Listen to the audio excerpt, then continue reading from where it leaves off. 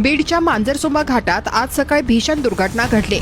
धुळे सोलापूर महामार्गावर जात असलेल्या डिझेल टँकरचा अचानक स्फोट झाला आणि काही सेकंदातच दोन अवजड वाहनांना प्रचंड आग लागली। आगीचे उंच लोट संपूर्ण घाट परिसरातून दिसत होते। महामार्गावर भीतीचे वातावरण निर्माण झाले आहे। स्फोटाचे नेमके कारण अद्याप स्पष्ट झालेले नाही। चालक आणि क्लीनर कुठे आहेत याबाबतची ही माहिती अद्याप उपलब्ध नाही। घटनास्थळी अग्निशमन दल पोहोचले असून आग विझवण्याचे प्रयत्न सुरू आहेत।